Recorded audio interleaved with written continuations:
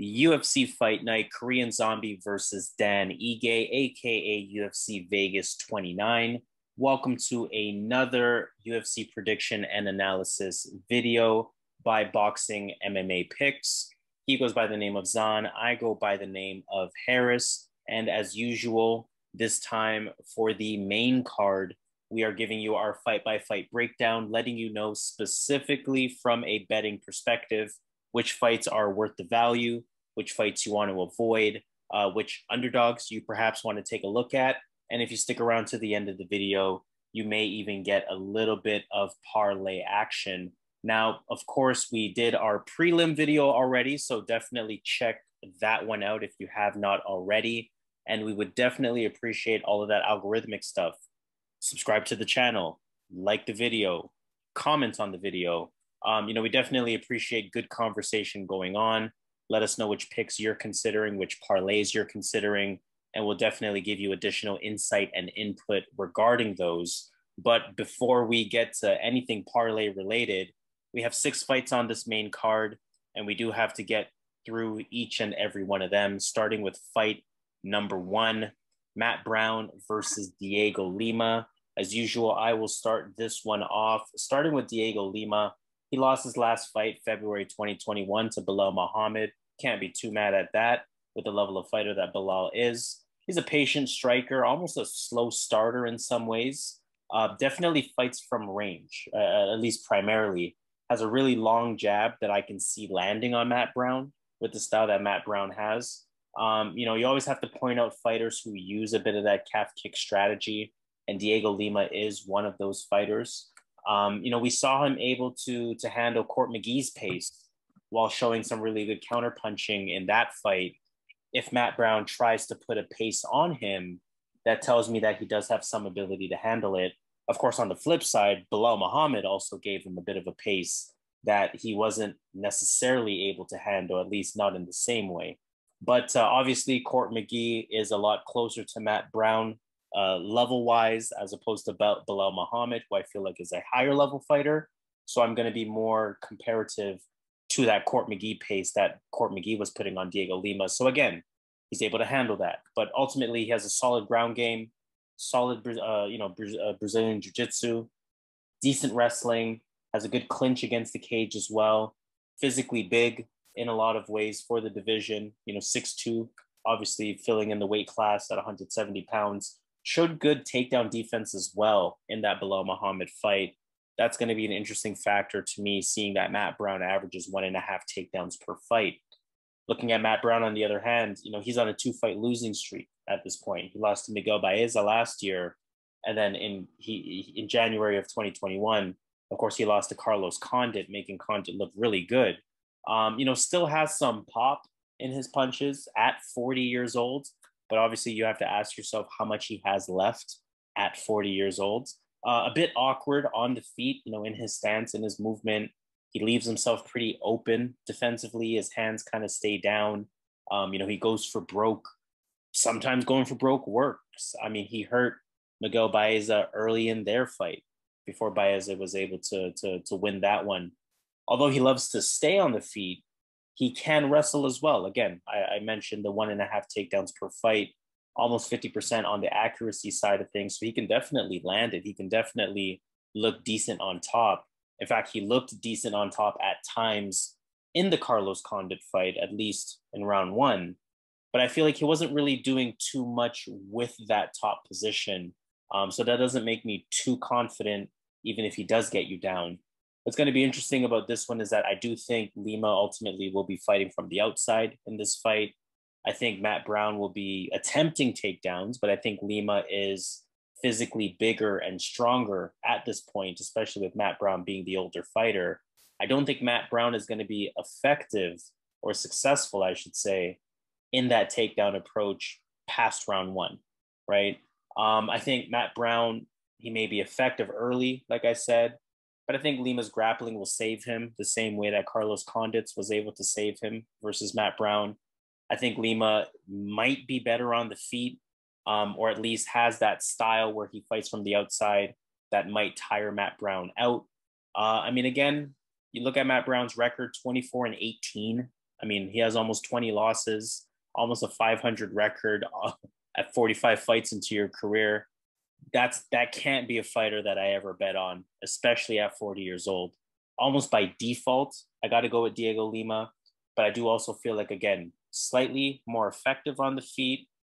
Not to say he has a better ground game necessarily, but I think he's physically stronger, and that'll nullify any ground attempt by Matt Brown. Plus, I feel like Lima has the better grappling. So even if it gets to the ground, Lima might be more of a threat there as well.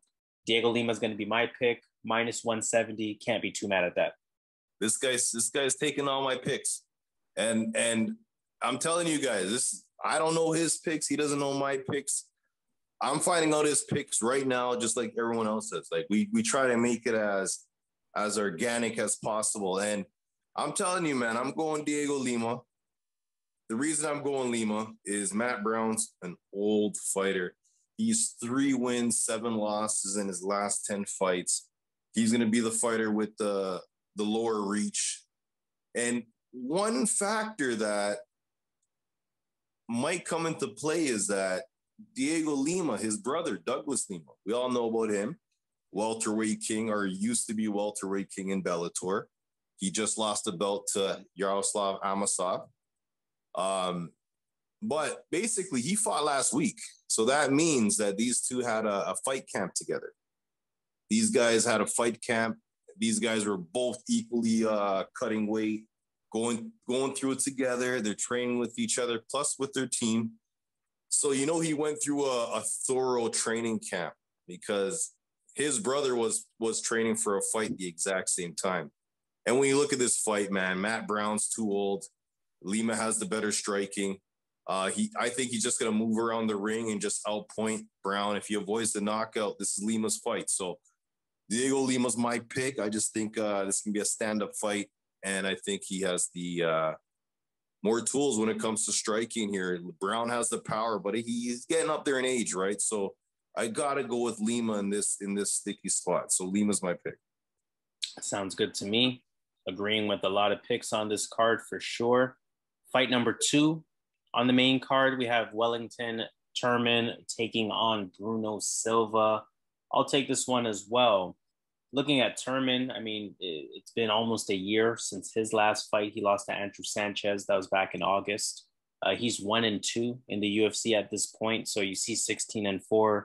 You might think that's really impressive. But again, 1-2 at this level here in the UFC. Still only 24 years old, though, going into his 21st professional fight. So a lot of experience for such a young age.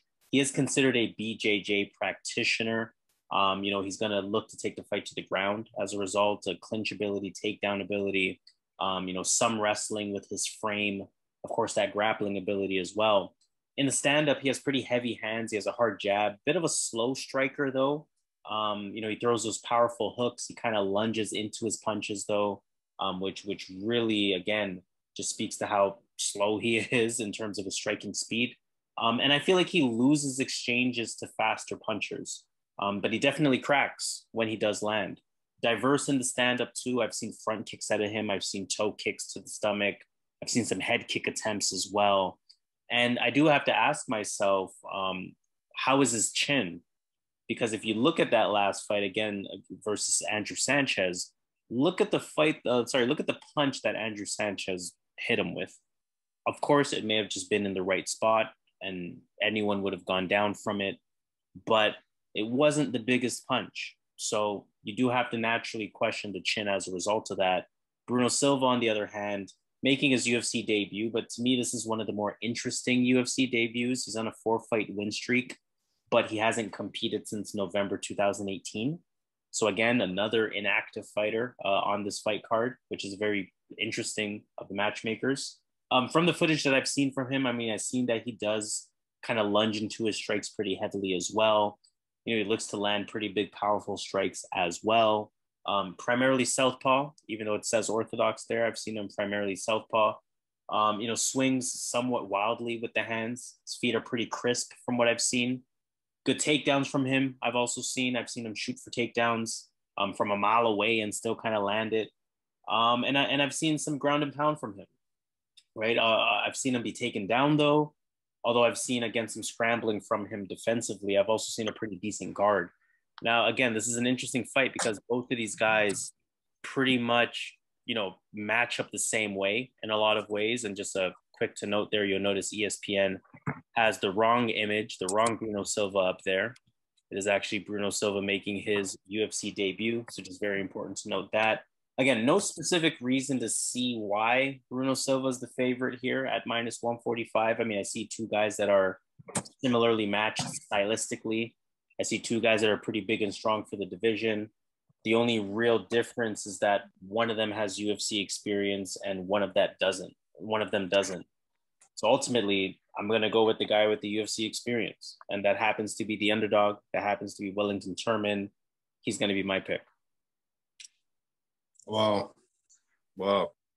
Okay, so okay, finally. Okay, so Wellington Turman, man. Yeah, he's a tough fighter out of Brazil. I wasn't impressed in his fight versus Carl Roberson, and I was really upset in this fight versus Andrew Sanchez. I actually picked him in that fight, and I was surprised to see Andrew Sanchez look that good in the striking, right? So I don't know. Wellington Turman froze up in that fight. Oh, man, this is a hard fight, right? The odds indicate that, but I just think Bruno Silva. I think he's the more dangerous fighter. I think he's a more dangerous fighter here. If you look at it, he hasn't lost a fight since 2016, and he trains with in Evolução Thai MMA. Now, this is a MMA gym that's in Brazil. They actually have a location. I'm in Toronto. They have a location in Toronto as well. But the head coach, Andre Dida, he's not the best fighter. Andre Dida went 6-4, but all his fights were against future Hall of Famers. Cal Uno, Josias Calvante, Eddie Alvarez, Katsunori Kukunu, and KJ Nunes. He was a good fighter in Strikeforce, right? So that's a legit gym. And if you look at his last fights, he looks like he's in his prime now. Looks like he turned the corner. It looks like he's a different fighter. I know he was the champion in M1 before. I think he was the champion. He's the champion right now. Then he left, right? So he beat Artem Frolov. 4th round, he knocked him out. M1 is I think it's in Russia. I believe it's in Russia. It's in Europe, but for sure it's in Europe. But it's in Russia. I think it's in Russia, and if it's in Russia, that's high level. A lot of wrestlers. A lot of good fighters here. He beat Alexander Shlemlenko, who's 57. His current Shlemlenko's record right now is 61-13. He was a champion in Bellator as well. Man, this is a tough fight, but I'm gonna roll with my boy Bruno Silva here. I think that with his team, with Andre Dida, I think that right now he's in his prime. He's the M1 champion, and I don't think Wellington Turman can win that title. I don't think he would be able to go to M1 and win that title. So, man, Turman's last fight really upset me, man. So I'm going to go with Bruno Silva. I think he's the more dangerous fighter. I believe he's a better stand-up fighter. And I think he can hold his own if it gets to grappling. So Bruno Silva's my pick. I'm not mad at that at all. And again, definitely some great additional insight as to why Bruno Silva could definitely pull this off. And can't lie, I do agree with that analysis in a lot of ways. I didn't see that from Silva, but that additional analysis is definitely appreciated in making a case for him. So I can see him pulling it out as well. But I will stick to my guns with Wellington Turman. Move him on to fight number 3 in that case. We have Julian Erosa taking on Seung-Woo Choi. How do you feel about this one? I'm going Seung-Woo Choi, man. Both of these guys are used to fighting shorter fighters, eh? So they're both. I think Julian Erosa is a bit taller. Who's taller? Who's the taller fighter? I'm not looking on the screen right now. Rosa by 1 inch. Oh, Rosa. So yeah, Rosa's the taller fighter. But one thing you got to be careful with Rosa is that when Rosa fought on the Contender Series against Jamal Emmers was winning that fight. Won the first round, second round looking good, and then he got kicked in his head, and then he was finished. So like he pulled off the upset, and then he lost 3 in a row. Devontae Smith, Grant Dawson, Boulier, Arce. But these are 3 killers. And then he won a fight versus AJ Bryan in Cage Sports. And then in the UFC versus Sean Woodson, he lost the first round. I think he might have, I don't remember. He might have lost this. Yeah, he lost the second. And in the third round, he just turned it around. Knocked him right out. Right? So, and then he knocked out Nate Landwehr in a wild fight. So he's the type of guy that even if Vegas hasn't been putting him down, and even if Vegas thinks he's not going to win, he can pull it out. But in this fight, I just think Sung Woo Choi is a better striker. I think in this fight, Erosa's finally he's fighting a guy his height, just like Sung Woo Choi is as well. But I think Sung Woo Choi's striking is a bit more diverse. I think he has more tools. He kicks the legs, he does high kicks. He has good boxing. I just think he's a better striker, and I like his win versus Yusuf Zalal. Now, Yusuf Zalal is not the best fighter, but I think he'd give Erosa a lot of problems. I don't know who's going to win that fight if they fought Zalal. I know MMA math doesn't work, but Zalal would give Erosa a lot of problems. He might win that fight with takedowns.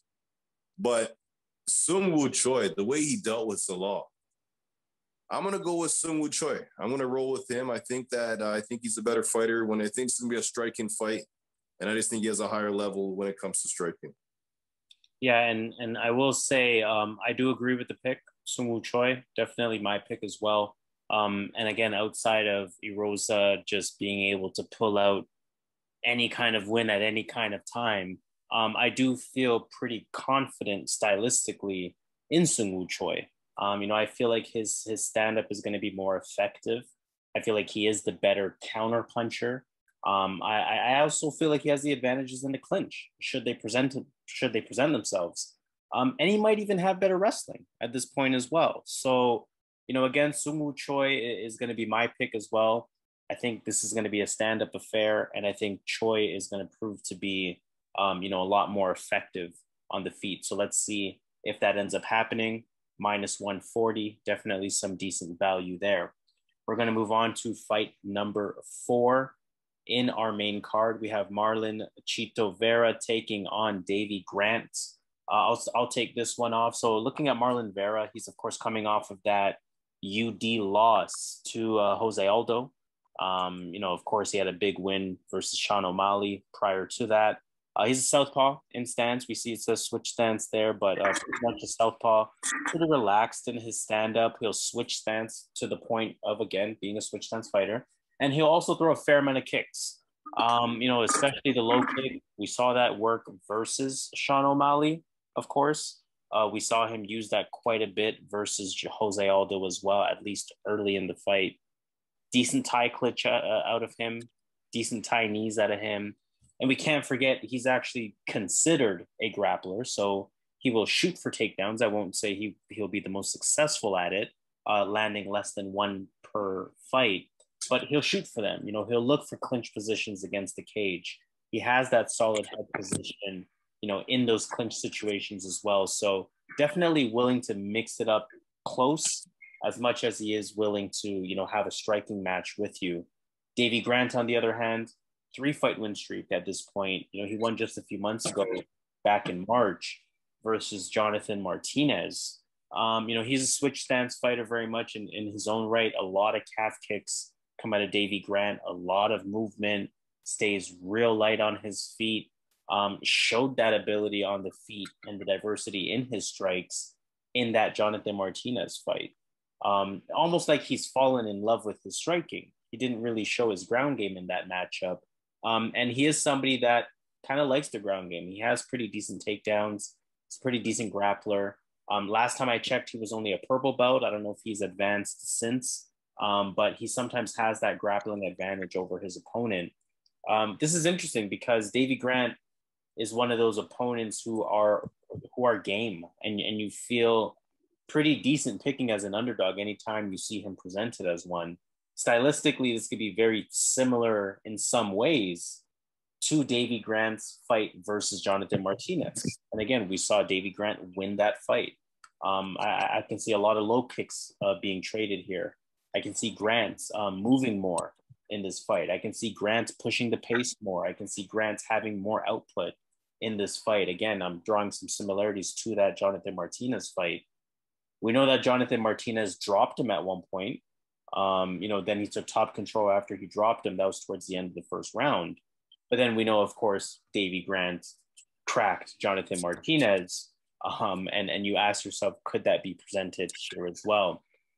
I'll say there's good value for David Grant here, or for Davy Grant, I should say. But ultimately, I think, Marlon Vera is not Jonathan Martinez. I think Marlon Vera will have a better game plan than Jonathan Martinez did. I think Vera will definitely pull this, not definitely, but I think Vera will pull this fight out.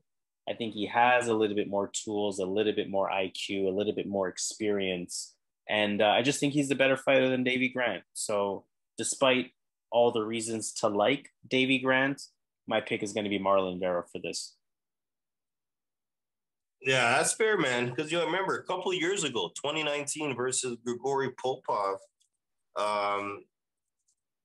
Popov, I think, was a slight favorite, I believe, in that fight, if I remember correctly. But I believe that Popov won that fight. I believe that was it for Grant in the UFC. I think he was on his way out. Before that, he was on a 2-fight losing streak to Damon Stasiak and Manny Bermudez. So he won that fight. He beat Martin Day as well as an underdog. A fight Martin Day was looking pretty good in.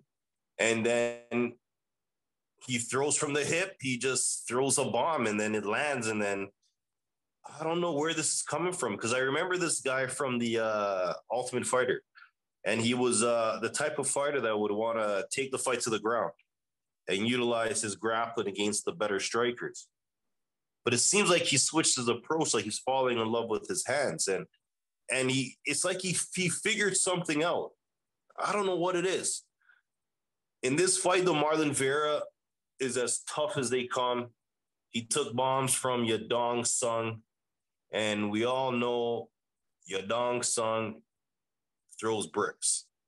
So if Yadong Sung can't knock him out, I'm not sure Davy Grant can. So if Davy Grant can't knock him out, I see the fight going like this. I see a lot of leg kicks from Marlon Vera. I see him tying him up from his neck, kind of like a clinch against the cage, throwing some knees. I see him just winning a decision here, just beating him down here, beating him in every part of the game, right? With his striking, with the grappling, with the clinching. I see it going 3 rounds. I just think Marlon Vera is just on another level.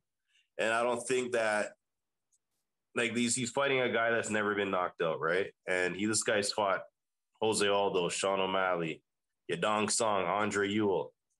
You know what I'm saying? So it's going to be hard to knock this guy out. So I'm going to go Marlon Vera with his durability. And because I think that Davy Grant gets fighters that are good fighters, but they're not that durable when it comes to certain shots. And I just think that Marlon Vera is durable. So I'm going to go Marlon Vera. Sounds good to me. Sounds like we're going on to the co-main event. In that case, Alexei Oleinik taking on Sergey Spivak. How do you feel about this one? Okay, when I look at Oleinik, I just think that I think you can't defeat age, man. He's 43 years old. Again, he's very dangerous. He still has power. He has effective stand-up for heavyweight, because all you really need to do is land, and he could throw that overhand and land it at any point. But I just think that Spivak is improving every fight. The younger guy should be knowledgeable when it comes to some of the grappling. He's not as good as Oleinik in grappling, but he should be knowledgeable, and he should have the better striking. He should have the better movement, and he should get this win. So I'm going to go with Spivak. But you can't count Oleinik out. When you think he's going to lose, that's when he wins, right? So, again, this is a tough fight to bet, but I'm going to go with Sergey Spivak here to win this match. Yeah, with Sergey Spivak, he's on a 2-fight win streak. Of course, we know he beat Carlos Felipe. We know he beat Jared Vanderaa as well. He's not the biggest fighter. A lot of times he's come in at 240. I know for his last fight, he came in at 245. So you almost ask yourself if he's starting to put on a little bit of size. Still a pretty young guy at only 26 years old. So definitely has that ability to put on a little bit of size. And this is going to be his first fight that I can recall where he's clearly bigger than the opponent. Oleinik comes in pretty light at 240 as well. And I've seen Oleinik come in at times at 230, 235. So again, Spivak very uncharacteristically is going to enjoy the size advantage in this one. And to the point of Spivak having some knowledge on the ground in terms of some grappling, also have to definitely make sure we include the fact that he has that sambo wrestling as well. Almost 4 takedowns per fight, pretty solid accuracy at 65%. Definitely has that ability to take you to the ground and be effective on the ground. I think that, again, has that good top position. I think he has a good clinch against the cage. I think he has good chain wrestling. So he is going to have those advantages over Oleinik. To your point, you can't beat age. Oleinik at 43 years old. And from a Vegas perspective, I just can't see myself betting on a 43-year-old unless it's, Floyd Mayweather taking on Logan Paul or something. I can't see it. So, outside of Oleinik landing an Ezekiel choke on Spivak, I think this is Spivak's fight to lose. I think he has the clear advantage on the feet. I think the sambo wrestling is going to work to his advantage in terms of nullifying some of Oleinik's ground game. I think age is a big factor. Like I said, barring being caught in some kind of submission, Sergey Spivak should get the job done here. Did you make your pick on this one? I'm tripping. Yeah, I went Spivak. Whoops, my bad. Okay, so main event. Main event in that case, we have the Korean Zombie, Chan Sung Jung, taking on 50K Dan Ige. I'll start this one off. So, looking at Korean Zombie for a bit, he lost his last fight, of course, to Brian Ortega. Ortega looked way better in the stand-up than anyone on the planet expected him to look. We know Korean Zombie is a striker. He's considered a kickboxer with a background in jiu-jitsu in terms of how he's announced in the ring. We know he's flat-footed. It's almost a signature style of him at this point. Definitely welcomes those engaging situations because he's a really good counterpuncher. And he has that scary power, like we saw in that Frankie Edgar fight. Yes, an older Frankie Edgar, but nonetheless, we definitely see it in his other fights as well. Think about Renato Moicano. If you go back to that fight, Chan Sung Jung's his striking speed and his accuracy is really good too. He'll almost lull you to sleep with that stand still style. He'll kind of stare at you, won't really move too much, almost draw you in, almost lull you to sleep. And then he'll use that striking speed to catch you. Where I've seen him, kind of show the jab, step back, use the quickness, and then again, land a really effective and powerful counter strike. So, really good on the feet, really confident on the feet, definitely has that one shot KO type of power. Again, Renato Moicano, again, Frankie Edgar. Look at those fights specifically. And he has some grappling. Again, has that BJJ to his name or that jiu-jitsu in general, I should say. I don't know specifically if it's Brazilian jiu-jitsu. If he's on top, he'll do a good job at staying on top of you with ground and pound. Again, refer to those 2 wins that I keep mentioning to see him use those body locks with the legs with some effective ground and pound to effectively end both of those fights. If I'm looking at Dan Ige on the other side of things, we know he lost to Calvin Kattar last year, but he followed that up with a very impressive round 1 TKO of Gavin Tucker. That was a very short fight. That was in March 2021. So very unfazed, undamaged from that fight. Pretty complete all-around fighter.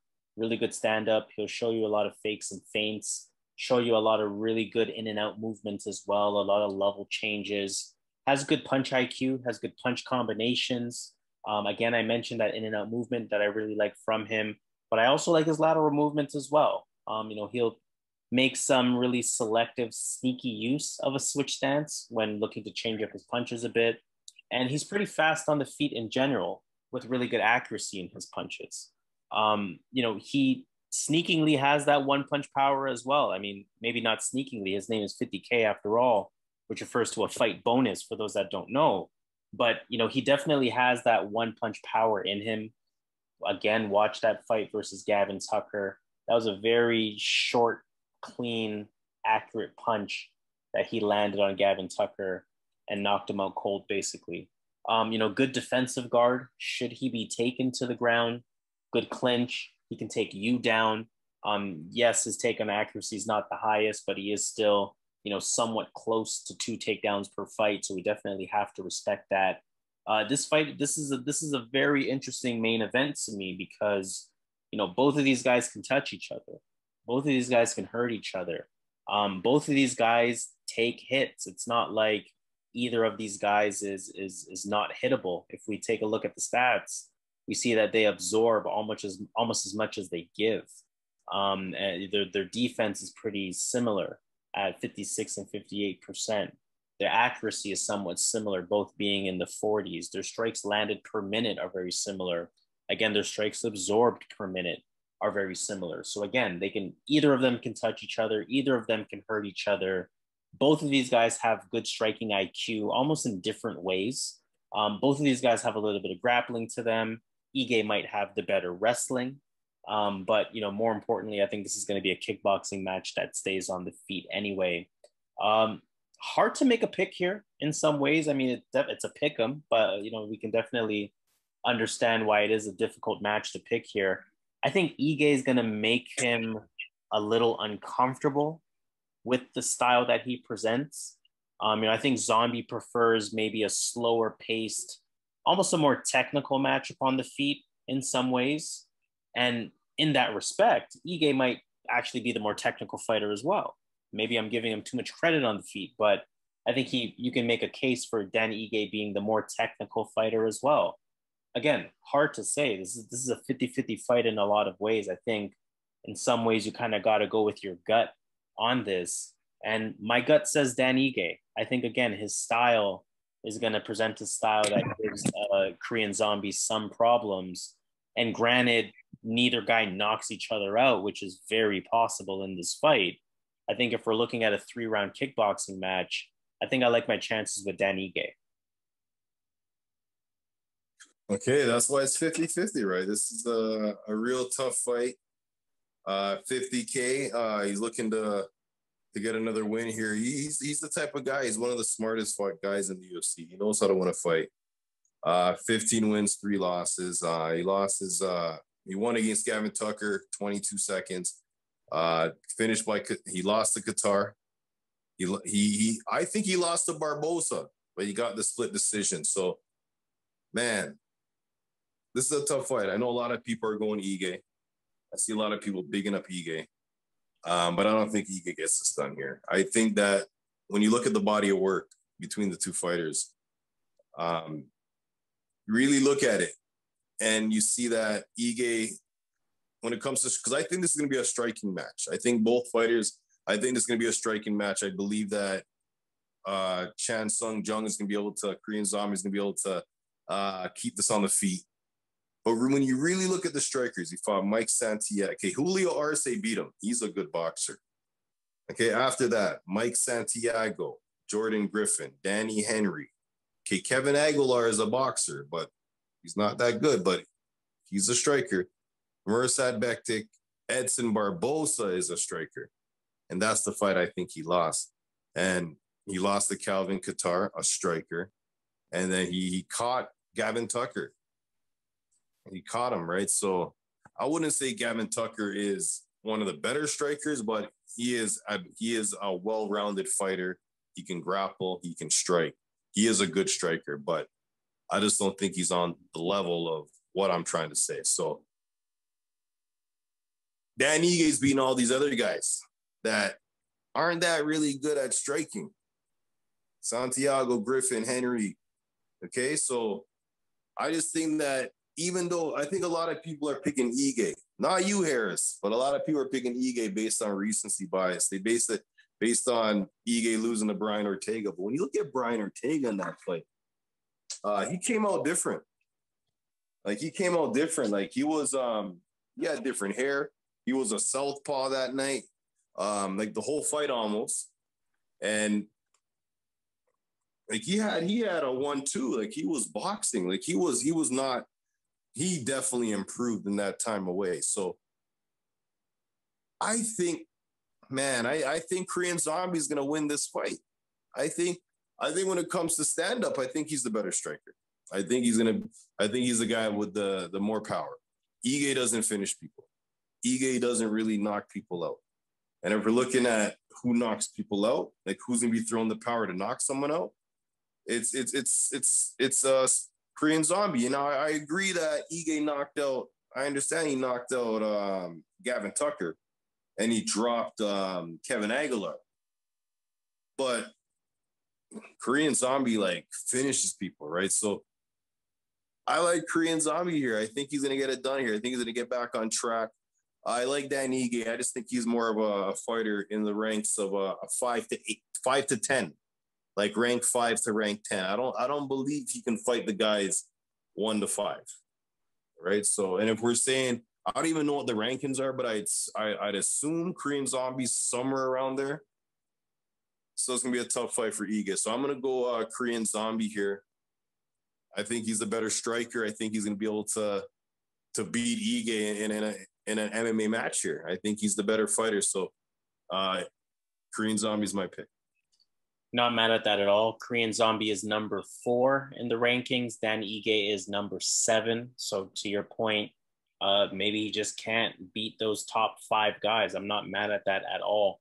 Let's take this to Vegas in that case, considering the entire card at this point. Which underdogs are we taking a look at? All right, you already know my first underdog. Kanako Murata. Yes, that girl, man. And it's a pick 'em, right? Korean Zombie, man. That's my pick here. That's Matthew Semmelsberger's another underdog that I'm looking at as well.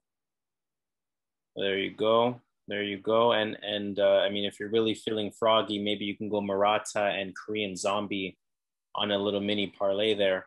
If I'm looking at underdogs, I don't really have a confident pick on the main card. So again, I am going to echo those undercard, those preliminary card picks. Matthew Semmelsberger as well as Kanako Murata. Definitely going to echo those. So in terms of then our favorite picks on the entire card or parlay action, however you want to give it to them, who are you considering? Okay, one thing I want to let everybody know about this card, if everyone really takes in the odds, are you on? Let me check. Are you on the odds page where it shows all the odds? Okay, so when you really look at the odds, a lot of close fights. Like a lot of these fights are pretty close in odds. This is a really tough card based on what Vegas is providing here.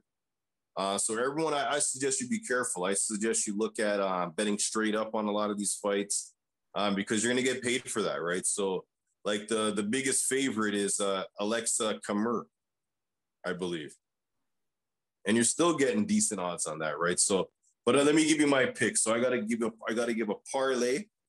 I'm going to throw in there Kanako Murata, Joachim Silva, and I'm going to roll with Sergey Spivak and Marlon Vera.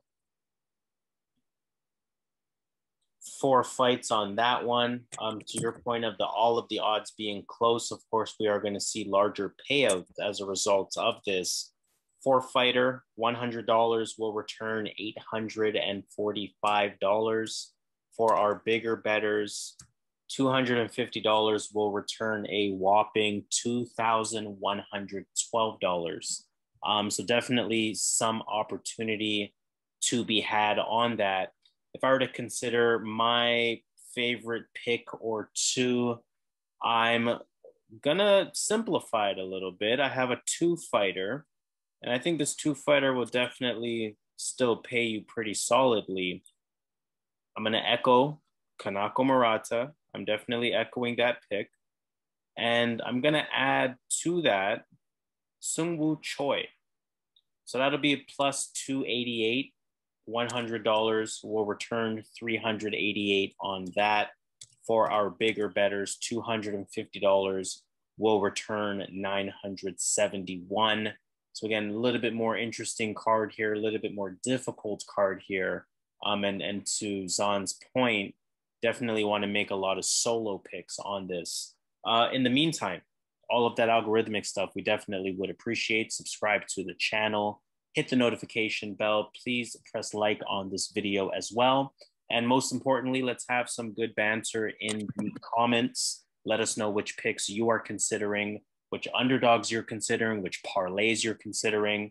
And let us know if you agree or disagree with our picks. We definitely appreciate a good conversation in the comments. In the meantime, this has been another UFC prediction and analysis video by Boxing MMA Picks. He goes by the name of Zahn. I go by the name of Harris. This has been the main card prediction for UFC Fight Night, Korean Zombie versus Dan Ige, aka UFC Vegas 29. Let's get this money.